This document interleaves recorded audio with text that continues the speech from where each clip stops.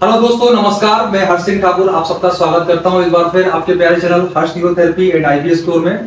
तो दोस्तों, आज हमारे साथ है रविंद्र जी और अमृत जी, जो कि बहुत ही पॉजिटिव और बहुत ही इंस्पिरेशनल इंसान है। दोस्तों, गजब के आईबीएस वॉरियर रहे हैं। आज इनको रविंद्र जी हैं, इनको 60 दिन हो गए हैं ट्रीटमेंट लेते हुए, और हमारे साथ जो अमृत जी हैं, इनको 40 दिन हो गए हैं ट्रीटमेंट लेते हुए, और आज ये 100% अपने आईबीएस को क्योर कर चुके हैं। किसी भी प्रकार की कोई समस्या नहीं है इनको। दोस्तों मैं आपको इनकी समस्याएं बता देता हूं पहले कि इनको क्या क्या समस्याएं थी, उसके बाद में बताऊंगा कि ये कब हमारे पास आए ट्रीटमेंट लेने, कैसे ये हमारे पास तक पहुंचे, पहले क्या क्या ट्रीटमेंट ले चुके थे, और उसके बाद यहाँ का एक्सपीरियंस क्या रहा ये खुद बताएंगे। तो पहले रविंद्र जी हैं। रविंद्र जी को कॉन्स्टिपेशन की शिकायत थी, बहुत भयानक गैस बनती थी, यूडीएफ आता था। यूडीएफ के साथ में नींद ना आने की समस्या थी, हमेशा वीकनेस रहती थी, और माइंड की प्रॉब्लम के बारे में बात करें तो इनको एंजाइटी, डिप्रेशन, दिमाग जो है हमेशा पेट में लगा रहता था, और बहुत ही अलग अलग प्रकार के नेगेटिव विचार आते थे। लेकिन आज इनको ट्रीटमेंट लेते हुए 60 दिन हो गए दोस्तों, और 60 दिन में ये अपना आईबीएस 100% क्योर कर चुके हैं। किसी भी प्रकार की कोई समस्या नहीं है अब इनको, पूरी तरह से क्योर्ड हैं। सब कुछ अब घर जाएंगे, हमारा दिया हुआ डाइट और योगा फॉलो करेंगे। जो भी थोड़ा बहुत जो इनका वेट गेन होना बचा है वो घर जाएंगे, उसको फॉलो करेंगे। हमारी कुछ टिप्स एंड ट्रिक्स रहती हैं, उसको फॉलो करेंगे, इनका जो वेट है वो भी वापस आ जाएगा। नेक्स्ट है हमारे अमरीश जी। इनको क्या क्या समस्याएं थी ये मैं बता देता हूँ।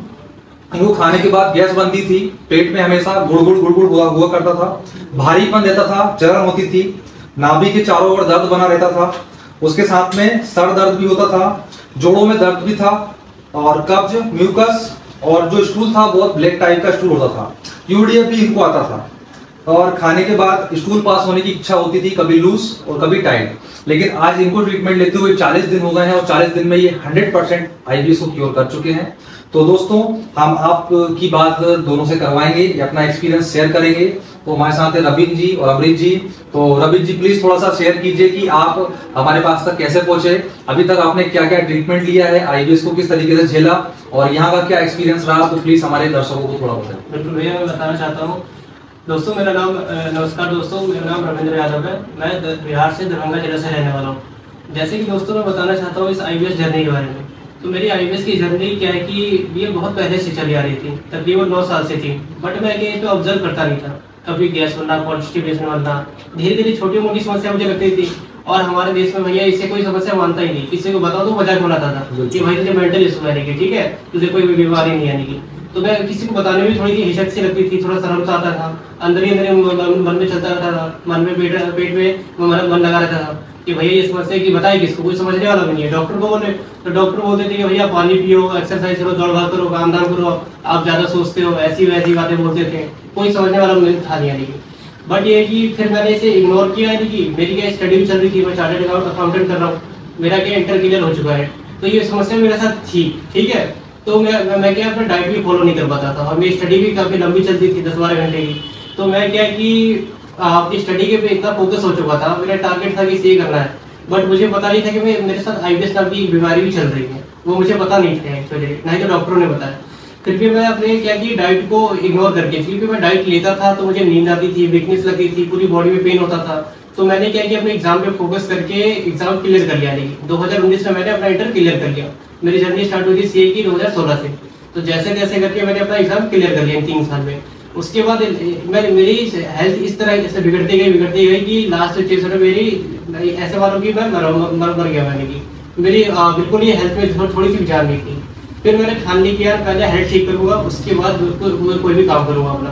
तो फिर मैं अपने हेल्थ को ठीक करने में लग गया। मैं वही जगह पहले क्या, मोहल्ले के लोकल डॉक्टरों के पास गया, उन्होंने देखा, मैंने अपनी परेशानी बताई, तो उन्होंने अपनी कुछ मेडिसिन दी, उससे कुछ आराम मिलता था, नहीं मिलता था। फिर भी घर वालों ने बोला कि यार डॉक्टरों को भी समझ नहीं आ रहा, कुछ एक्चुअल प्रॉब्लम बताते ही नहीं थे, क्योंकि हम लोग तो एजुकेटेड बन रहे हैं, पहले प्रॉब्लम जानते हैं उसके बाद सॉल्यूशन ढूंढते हैं। वो प्रॉब्लम ही नहीं बताते थे, बस वो बोलते थे आपको मतलब नहीं है, आप जो मेडिसिन दे रहे हो वो लेते रहो आप करके। यानी कि हम अनएजुकेटेड बनते हैं, कुछ हमें समझती नहीं थी। यानी कि फिर भी जैसे जैसे जर्नी चलती रही।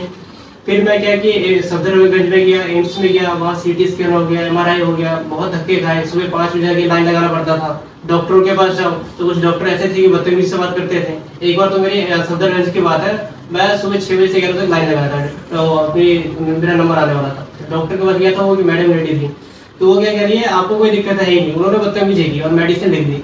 मैं भी जिद्दी था, मैंने बोला आपने जब मेरे से बात ढंग से नहीं कर रही तो आपका मेडिसिन क्या काम करेगा। मैंने मेडिसिन नहीं ली, उनकी कंप्लेन कर दी हॉस्पिटल में।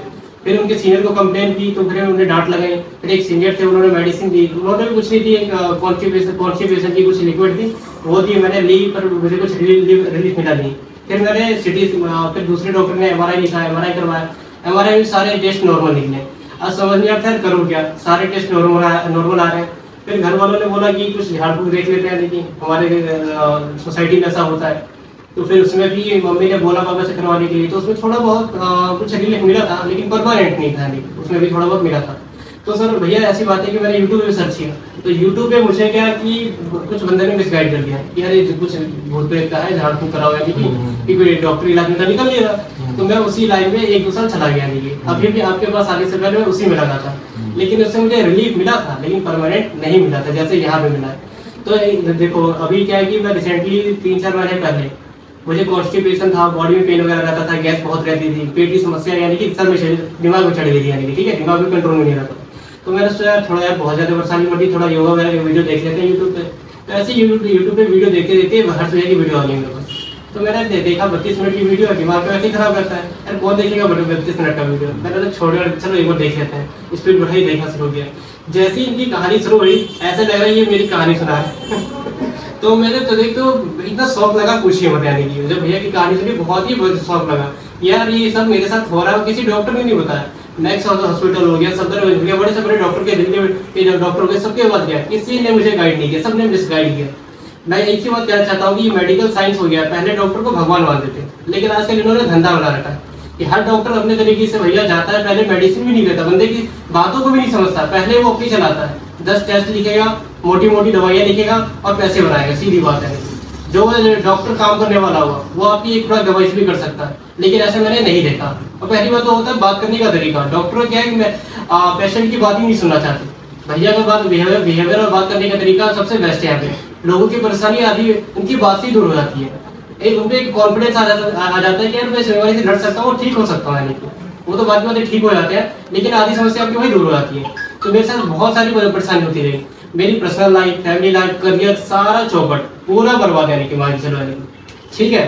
फिर मैंने भैया का वीडियो देखा, मैंने एक बार नहीं देखा दोस्तों, 3 बार देखा भैया का वीडियो, और उसके देखने में मेरी आंखों में आंसू भी आ गए कि यार मेरी जिंदगी इतनी बर्बाद चल रही है, मैं अलग ही ट्रैक में चल रहा था, झाड़ फूक में लगा था। सब कह रहे थे कि बड़े से बड़े ओझा तांत्रिक के पास जाओ, वो मिलेगा ना तो वो चीज हटा देगा तो ये ठीक हो जाएगा, उससे कुछ खिला पिला दिया गया। नहीं तो मैं उस लाइन पे चला गया था, लेकिन वो तो भगवान से का शुक्र है कि भैया से मेरी मुलाकात हो गई, बात हुई और यहाँ पे आया, मैं ठीक हो गई। तो ऐसी जर्नी चलती रही, यहाँ पे भी आया, यहाँ का एक्सपीरियंस अच्छा रहा, यहाँ का योगा, डाइट और यहाँ का जो कल्चर है, यहाँ के लोगों का बिहेवियर है, और यहाँ की जो है ना एनवायरमेंट भाई जबरदस्त है, जबरदस्त क्या बहुत ही बिंदास, यानी कि आप पूछो मत, यानी कि ठीक है, यानी कि एनवायरमेंट का कुछ कहना ही नहीं, यानी कि बहुत ही मेरा तो मन ही रह जाने का, लेकिन क्या करूँ अभी भी जाना है, मेरा अपने करियर पे भी ध्यान देना है, फैमिली पे भी ध्यान देना है, क्योंकि फैमिली भी मेरे पेरेंट्स बहुत दर्द झेले इस परेशानी में, यानी कि बहुत धक्के खाए, यानी कि बहुत लोगों से ताने भी सहे, सबने बोल दिया कि आपका लड़का ठीक नहीं होगा, यानी ऐसी ऐसी बात सुनी, यानी कि आप विश्वास नहीं करोगे कि बहुत कुछ झेला है, यानी कि यही मेरी कहानी थी दोस्तों।